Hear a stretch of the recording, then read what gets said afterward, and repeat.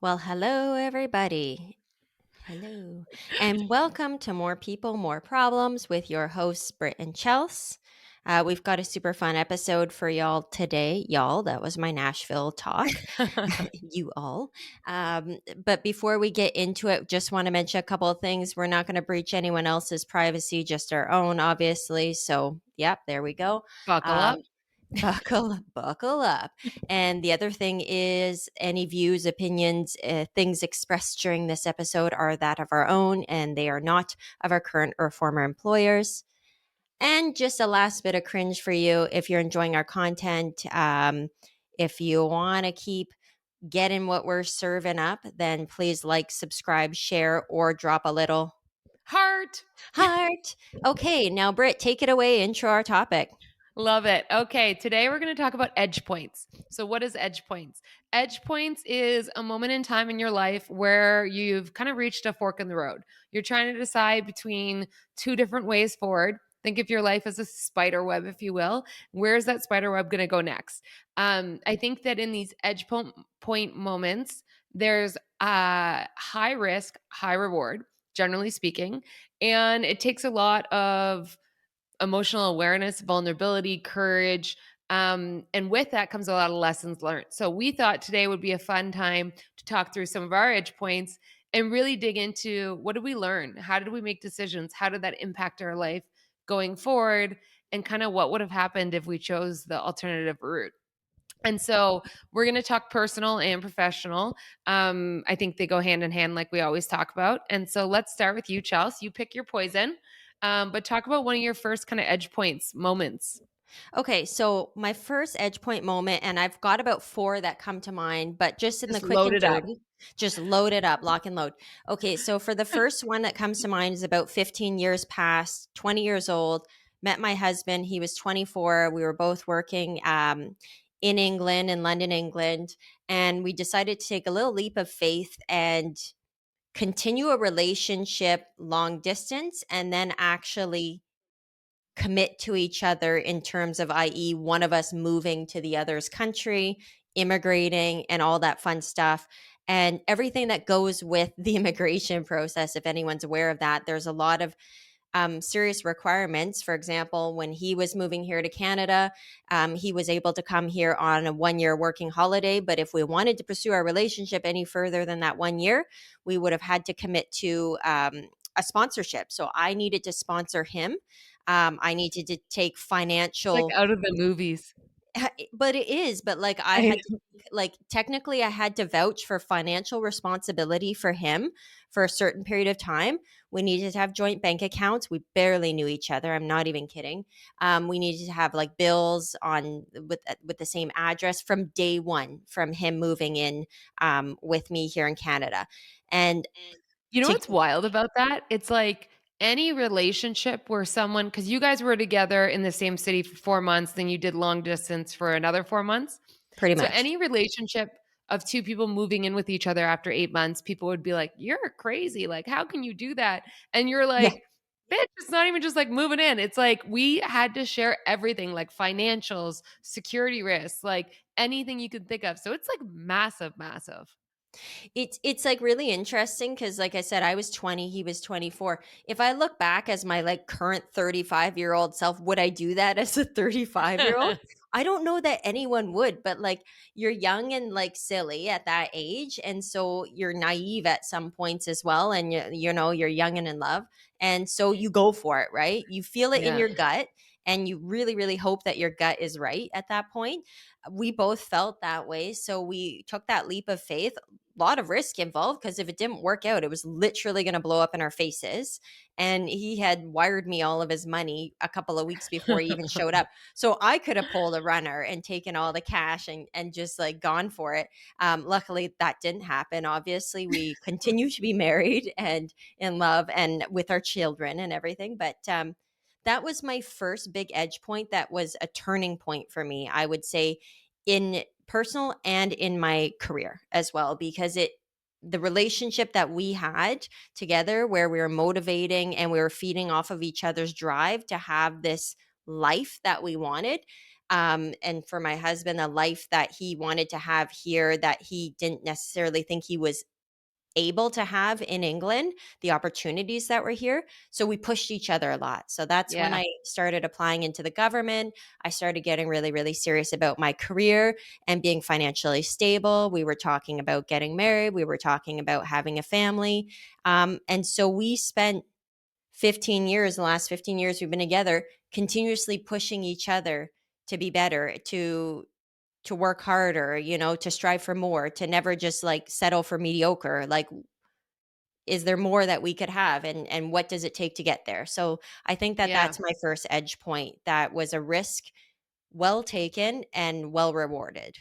Yeah, and I think that what you said earlier about being a little naive, I think of a lot. Actually, I would assume in a lot of edge cases, naiveness is probably a blessing in disguise because Mhm, you can take a bigger risk because you might not think of all of the potential negative outcomes that will come with it. Whereas you get older, you get wiser, or you've seen more and you think to those too quickly. And so it pulls you back.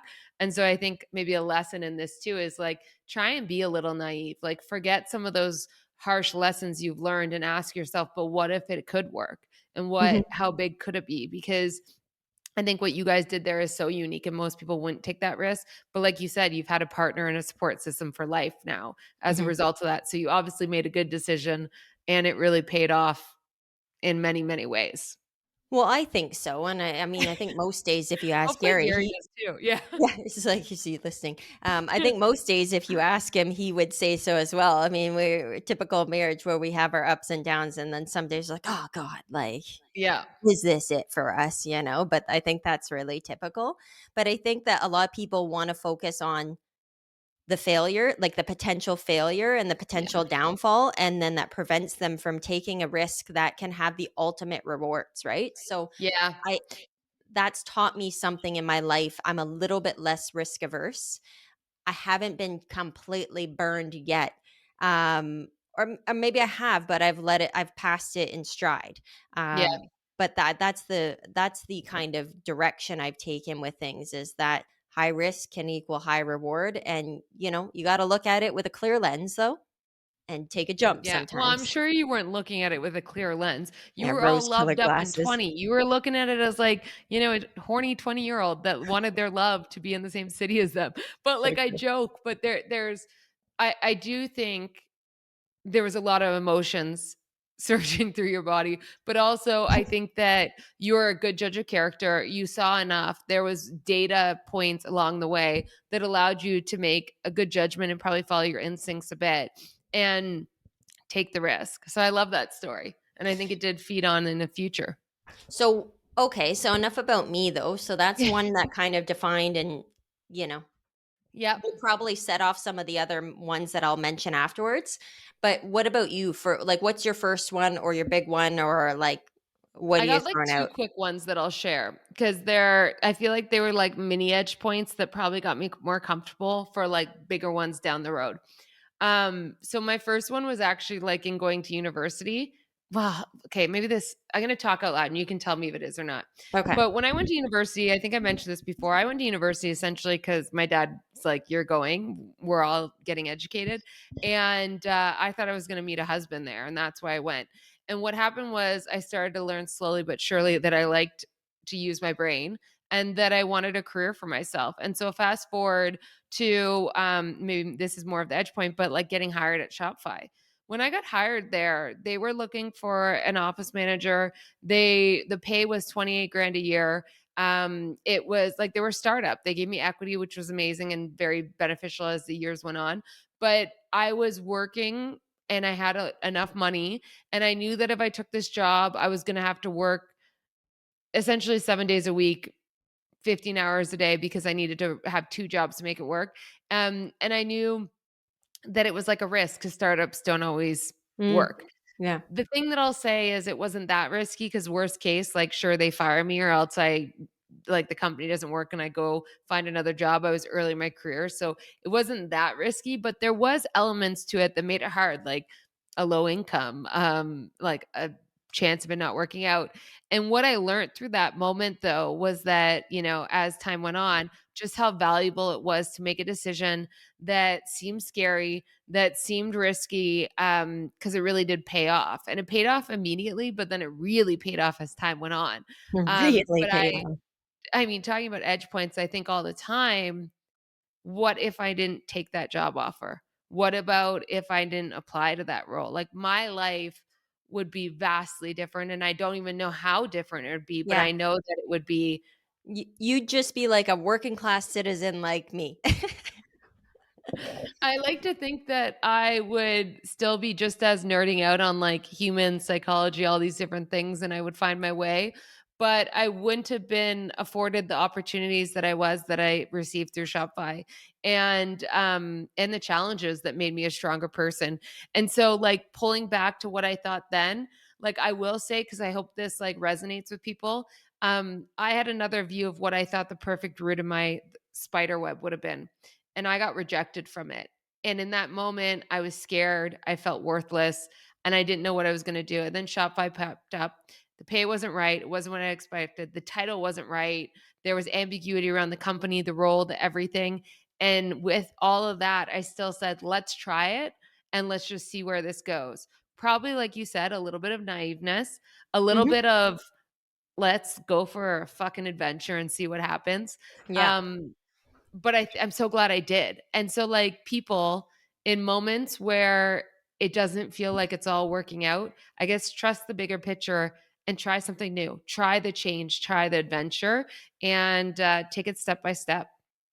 See where it goes. Absolutely. And look at where that ambiguity got you in terms of you had the ability to create. And I don't think that if you look back at your young self, if you'd have gone into a very structured, well established company, what you Oh were yeah. able to develop in yourself over those years, in literally starting out with little to nothing and creating things that you were able to have so many of those big failures Yeah. that turned into successes that, you were able to adapt and you were able to Yeah. learn and grow. Like, would you have even had those opportunities to develop as a person had you not been at Shopify at that moment and taken that job and leapt into something that wasn't Yeah. necessarily what your brain thought you were Yeah. No, I needing? Yeah, I totally agree. And this jumps into the second one, and I'll say it quick because I know I'm going back to back, but it's a quick one too. So, talking about a failure, 2 years into my tenure at Shopify, we had to hire another executive. We brought in an outside recruiter, and we ended up hiring that outside recruiter full time. And I was told after the fact that, hey, you're no longer going to run recruiting. We just hired someone really good at it, and they're going to run it all, and they're going to report into me over here. And so in that moment, I realized I failed. I'm not good enough at doing this one piece of my job. How does this affect my career going forward? Because I want to be the head of HR and talent. And now a massive piece of that is getting taken away from me. And why wasn't I involved? I obviously don't matter even enough to be involved in the decision. And so as you can even hear how I describe some of these, my ego in that moment was running the show and my insecurities. And there was some very like factual moments of that, which is like, yeah, you did fail, or else they wouldn't have hired someone else to do the job. So, like, that is a fact. But it's okay. You don't have to be good at everything. Um, and, how they told me was kind of shitty, but it was the right thing to do for the company. Right. And so my ego was out of control at first. And I remember, I guess I call this an edge point because I thought about quitting. I thought about storming into leadership's office and saying, how dare you? This is mine. Why are you taking it away? I had so many thoughts about what I want to do with it. And instead, I sat back and said, let's see what happens. I'm going to roll with this. I'm going to double down on focusing on what I'm good at, Right. and we'll see. And as a result of that, over time, not even that much time, but over time, it all rolled back up into me because I had the more strategic total vision. And recruitment actually got so much better without me running it. And then got better again when it came back to partner with me.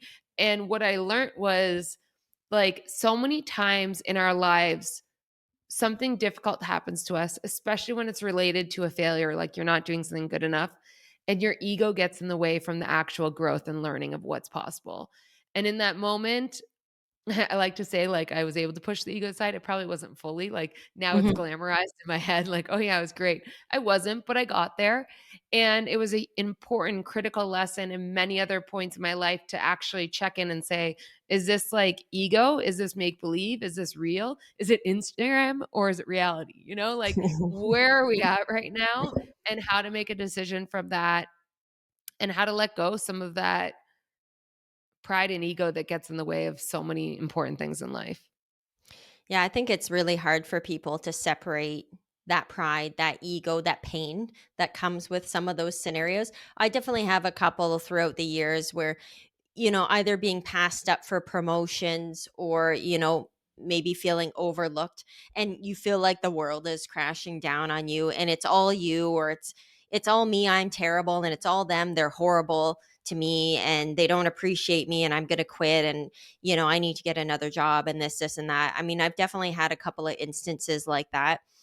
I think I've changed my outlook quite a bit over the years, especially as I moved into management roles, when I've come out of the very self-interested perspective, the very selfish perspective that, I tended to have more as an employee, and I started to look more at the organization, and yeah, maybe that person was better for the role, and it Yeah, wasn't me, and I need to just eat that sometimes and realize, like, it's not all about me, and it's also not about the people making the decision. It's about the business, right? And what's best for the business.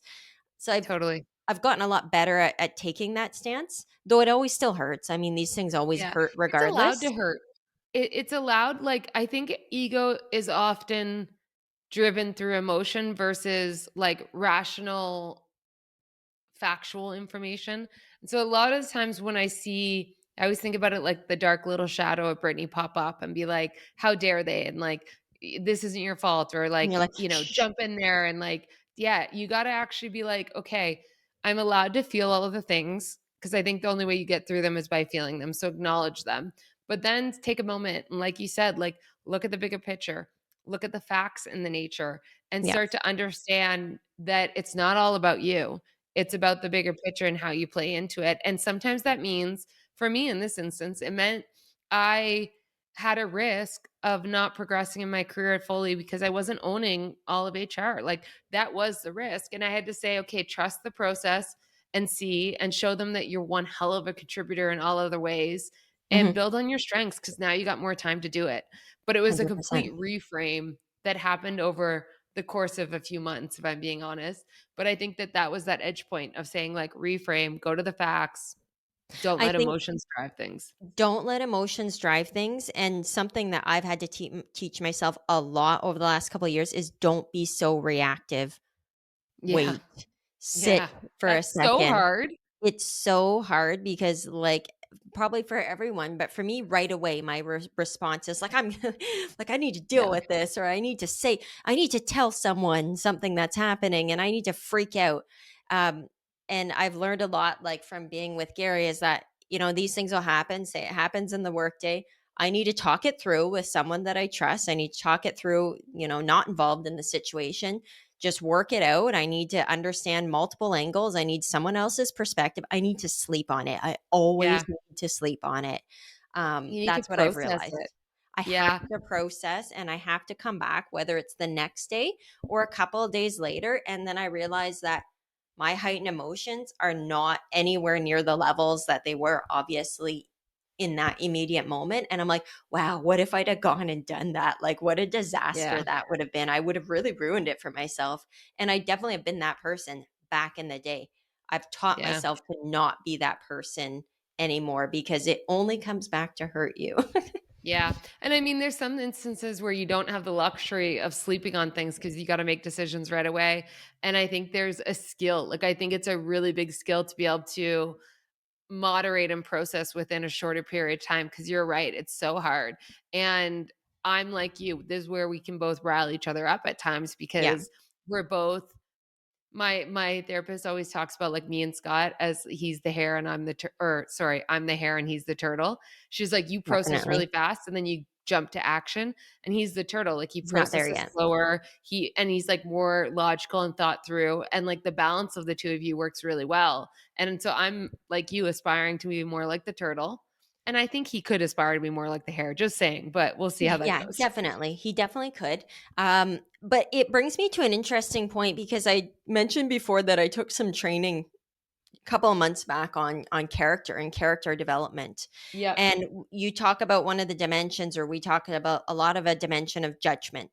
And so, one of the 12 dimensions of character and character based leadership. And what we talk about a lot is there's a space between the stimulus and the response, and that doesn't have to be like 5 minutes or a day, but it's where your judgment kicks in and helps you to adapt how you're going to respond to that stimulus and how you're going to show up for that and how your character is going to shine through. So I think about that a lot, and eventually after you practice and you become more in tune with yourself, you're more self-reflective, you can master that space between the stimulus and your response to the stimulus, so that ideally you're exercising good judgment and not Yeah. poor judgment, or you're not exercising an excess or a deficiency in judgment, for example. So that's I really like that. interesting. Yeah, and I would recommend, and we'll drop the link on this one, I would recommend anyone to go and have a look at some of those teachings by Mary Crossan on character leadership. The book that I read on character leadership really made a massive difference for me, just over a year ago when I read it. And then when I had the opportunity to take this training, so many things resonated with me Yeah. when I was able to realize, especially in that realm of judgment, where am I demonstrating excess on various characteristics, and where Yeah. am I demonstrating deficiencies, and how am I reacting to the stimuli that are coming at me? Like, what are my responses, and how do I need to adjust so that I'm exercising that properly? Well, it's interesting because a few things pop out for me. One, all of my edge cases require a great deal of time between stimulus and judgment. They're not an immediate decision. And the reason for that is I think judgment really is decision making. And whenever I think about decision making and time to a decision, I think a really important ingredient, well, as you said, one is like that judgment and like honoring that skill of how to make a good judgment. I think the other one is time of reversal. So if you're making a massive decision that's going to impact all of your life, you better sleep on it, think on it, use great judgment, and take the proper time, because the reversal of that is going to be extensive. It's like getting married. You're not going to, like, generally speaking, just be like, I'm going to get married. You're going to take more time to think on it, make sure it's a good decision. Right. Whereas smaller decisions that you can reverse tomorrow, you don't need that stimulus to judgment to decision being as long. And I Mhm. still think you can shorten it, as you said, by honoring that and like finessing that judgment through the stimulus. But I think time of reversal of decision is a big one. And I So think that, go ahead, sorry. I wanted to ask you then, so like, what are you thinking about decisions during the pandemic that needed to be made quickly? I Like, made and think tons of about in them. the Yeah. business context, but that we're going to have reverberating impacts for years. And I think about in the public service, the hybrid work, which wasn't obviously hybrid work when it started, it was go home and work from home, and we'll let you know when you're coming back. We're in a bit of a sticky situation now because everyone thought that go home and work was for the rest of your life. Yeah, and that's for the government specifically. I mean, every Right. company made a different decision Different with different decisions. But long-term impacts. what about I Shopify? Yeah, I mean, listen, one of my edge points was actually gonna be COVID, and the role I stepped up into in the company. Like, I took a very front lead role during that time of the company and made hundreds of decisions around the future of the company and specifically the environment, and how people were going to show up and experience the company going forward. And some of them took months, some of them took days, some of them took hours, and some of them, you know, I wouldn't stop thinking about it for months before we made the decision. And like that even makes it seem like I made the decision as solo. That's not, that's the Yeah, of furthest from the course. truth. Obviously, it was mainly the CEO that makes all decisions. It's his company.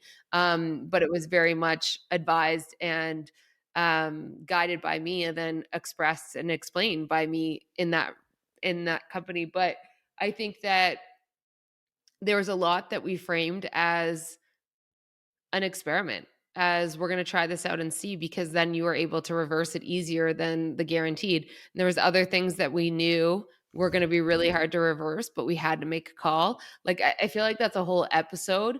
But stepping up and being the face of that, oh, like that was uncomfortable because everyone hated it.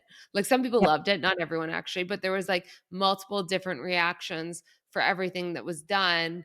And it was scary. I don't even know if it was risky. It was the scariest point in my career, just with everything going on at that moment. Everything going on, so many unknowns, so many people impacted by the Yeah. outcomes of the decisions, like, in an And just immediate. not knowing if they were the right ones. Like doing everything you could to make an informed decision and hoping that it was a well thought out decision, but being like, there's so much ambiguity to the world, to how we're going to run companies. I was making really big assumptions about the future of work and how people were going to show up to work Mhm. when making those decisions. And I know so was the executive team, like outside of me at And everyone Shopify. had And to. so Yeah, and yeah, everyone had to at that point. Like, yeah. no one would have expected, first off, that the pandemic would have lasted so long as it did in terms of the stay home and the Yeah. quarantining and all those things. Everyone thought this was gonna be a couple of weeks, couple of I months never thought max. that. I thought it was gonna be a year. See, this is where some assumptions I made and we made that were really well thought out and that were more accurate, and that were made through tons of research and analysis of past pandemics, all these different things. But Right. even with all of that, it's a shot in the dark in a lot of ways. For Yeah. sure. It's an unknown that you haven't personally experienced, so it's hard to kind of Yeah. assess definitely how it's gonna go. I wanted to touch really quickly on another Yeah. edge point I had, and I'll do it Go ahead. quickly. Um, One point in my career when I moved from an employee to a management role, I had an opportunity at that point. It was fun. You know when they say opportunities come when it rains it pours. I had two opportunities presented to me, both very very different, both lucrative with their own types of payoff. One was a permanent position, a promotional opportunity from what I was at that point in time, not a managerial role, like a policy analyst role at another department. They were putting a lot of work into me to make that happen, and I was excited about that.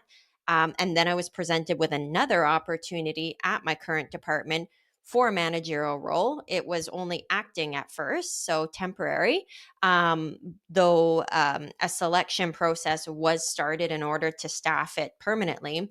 So I took a little bit of a leap of faith on that one because strategically for me, where I wanted to go in my career was through management and to eventually progress in that space.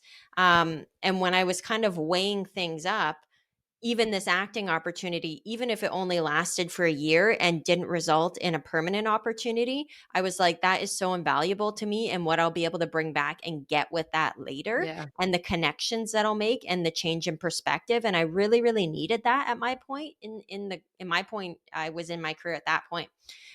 So all that to say, I took that leap of faith. I took an acting. I was successful in this selection process and I did end up getting appointed into this managerial role. So, it took a good deal amount of time and there was nothing guaranteed out of it. But the rewards were great. Like they great slash challenging slash, it's been a really, really interesting past couple of years, and difficult in a lot of ways. But like it totally paid off and it totally has gotten me to where I saw myself landing, and I've actually landed Yeah. where I thought I would be quicker than I thought I would be. So it actually opened so many doors for me. And what I realized when I took that leap into management was, oh, I'm exactly where I need to be. I love being with people. I love working with people. And Gary's always mentions like, you love bossing people around. I was like, yeah, but that's really just you guys and the family. Like I really Yeah. love collaborating with people. Um, but You know what it's you just huge. made me realize actually such an important lesson in edge points, which are like heightened decision making moments, is that you need to be really clear on what you're optimizing for. I think that edge points or really critical decisions are really difficult when you lose sight of that and you start to make decisions based on what you feel like your parents would tell you to do, which is take the permanent bigger title now, take Mhm. the bigger salary. Whereas for you in this situation, you knew you were optimizing for what your true goal was, which was to lead other humans. Mhm. And although this was the unorthodox stepping stone for that, you saw this as having, or sorry, unorthodox stepping stone for like a career, let's say. This Right. actually was completely the right stepping stone to get to your goal.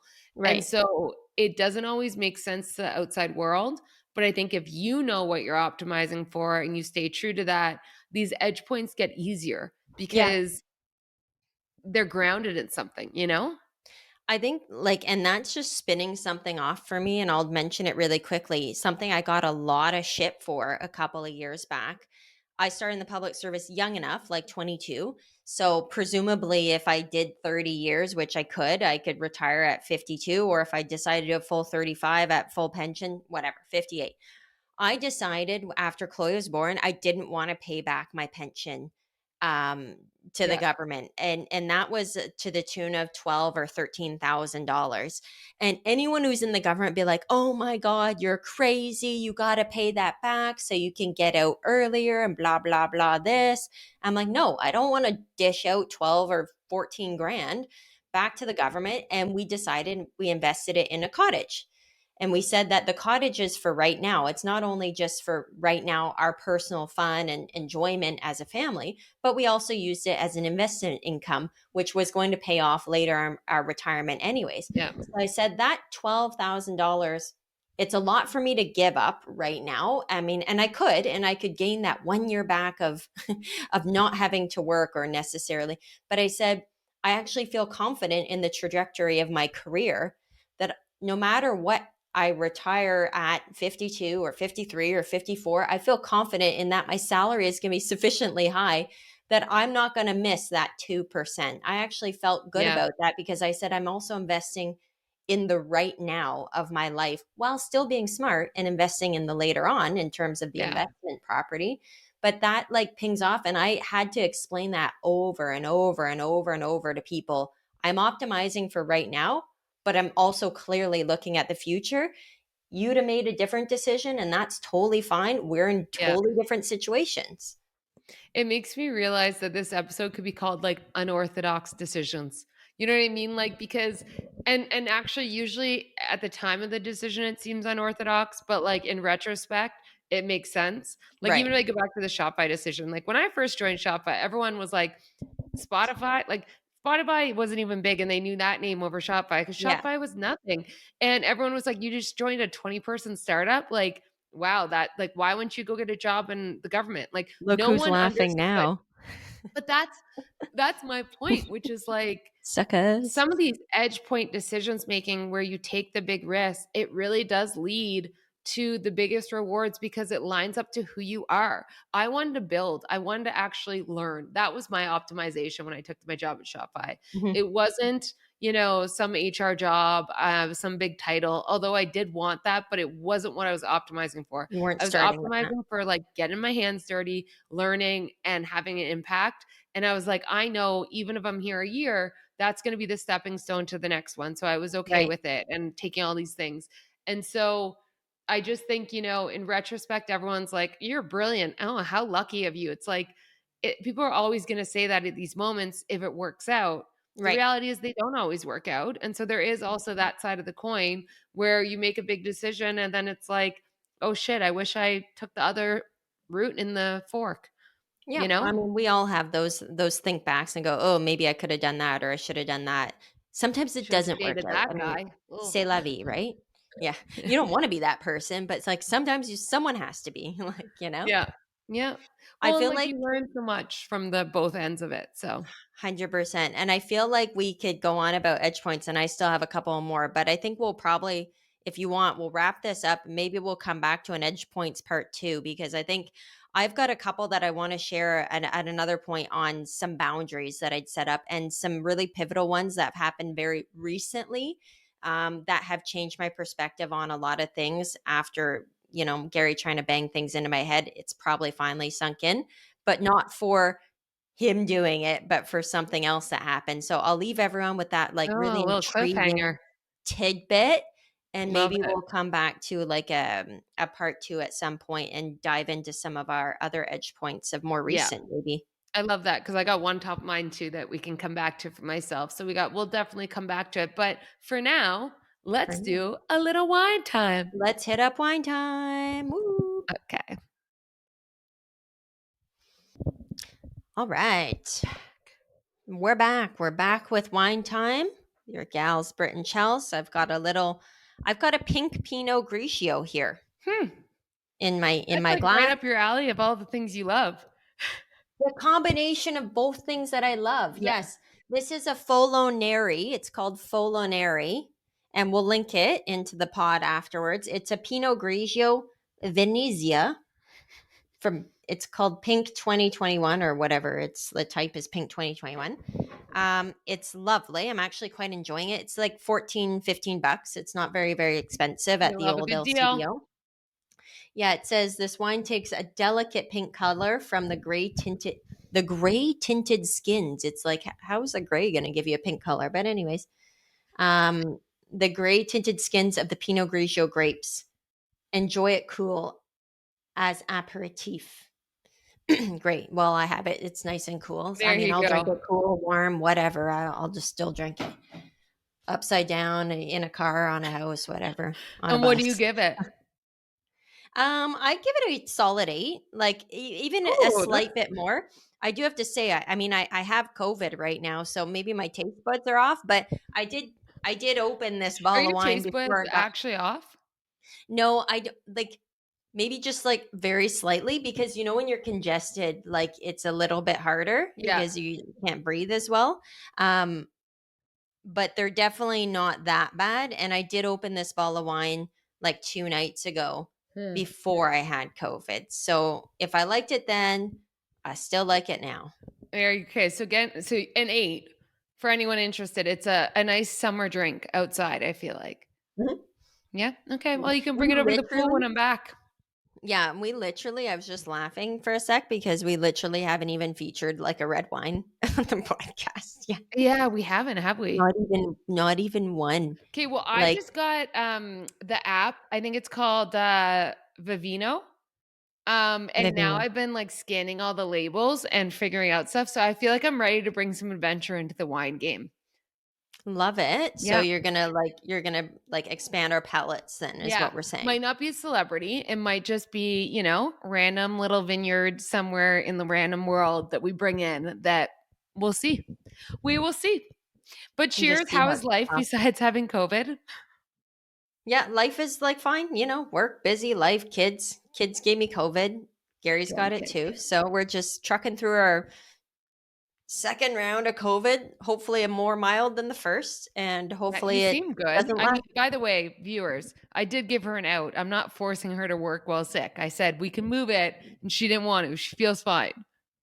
I feel well enough to do the podcast. I mean, this is things I enjoy. So obviously, why wouldn't I do this? And I always like to drink wine. I always like to keep a certain level of alcohol in my blood. So like this is probably helping me combat the COVID, right? Yeah. Certain blood alcohol That's what they content said in level the is beginning. important. Remember, they said you don't want to get COVID, just drink more because the alcohol like killed it. Don't think that's true, but I mean, I mean, I got COVID, but it's like they say with the vaccines, it lessens your symptoms. So I'm okay, just running with that. yeah, alcohol, good for Yeah, all. she's like, yeah, you have a problem. No, I don't have a problem. I just enjoy a glass of wine, okay? And that COVID's Uh, not going to stop who me. doesn't? I mean, some people don't. Not many. Not many. But what are you guys up to though? Aren't you guys heading on your trip in a Yeah, we sec? go. We're going to France and Scotland soon, Scotty and I, and I'm so excited. But I'm in like the crazy get everything organized and packed and get ready for it. But we have a full itinerary. We're going to enjoy some beaches, go golf in Scotland, and it's first time I think for Scott. Well, it is the first time going to these places, but like really his first time going to Europe. He went one other place Huh. for work once. So it's going to be fun to like show him and like experience it with him. So I'm excited. I'm very excited. That's so exciting. So quick pit stop in Ottawa and then like boom, Yeah. off you go again. Like 36 hours in Ottawa. Oh my God. I don't even think I'm going to be able to see you because you're going to, well, It's literally this weekend and I have COVID, so I guess you probably don't wanna see Yeah, I me. don't wanna see you because I don't wanna have to Damn it. be sick. Ah, But boo, I'll be back soon boo. enough, and then we'll have all of the podcasting done in person, and it'll be fun, and it'll be great. I'm curious to see what people thought of the last one when we're doing it side by side, but, like, in the new format, because I do think when we're together, we get more engaged. We may have had more wine in that too, but be I interesting. could I could definitely tell when I was watching that back and I was like, definitely a little tipsy in that one, and but I thought we were fun though. I was like, "Ooh, that's so fun. Like we should just drink like that for every episode." But then like would we make any sense though Maybe on not. like real life I don't topics? know. Oh, I I had mean, so much fun. So only good. one way to Such a find good out. episode. Just try it. Talking about risk reward. What's the Just just keep getting drunk when we're doing a podcast and see if any of it comes out like coherent. right? I don't know. But yeah. Okay, So well, good. I love you, darling. I can't wait to come back to Ottawa. I'm so excited to be there for the summer. We're gonna have so Me much fun, too. and we're gonna keep Ugh. up with the podcast. Another reminder, I know you said at the beginning, but I do want to hear more from people on like topics.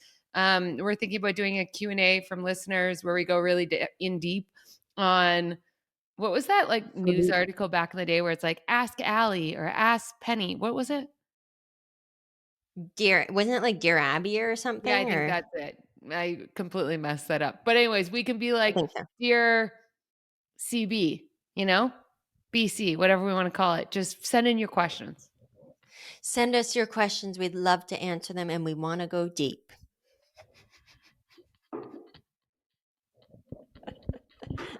So, on that note, we're going to close off this podcast, but we appreciate all the listeners and we Yes. appreciate each other. Yep. Okay, feel better. Love you. Thanks. Bye. Cheers.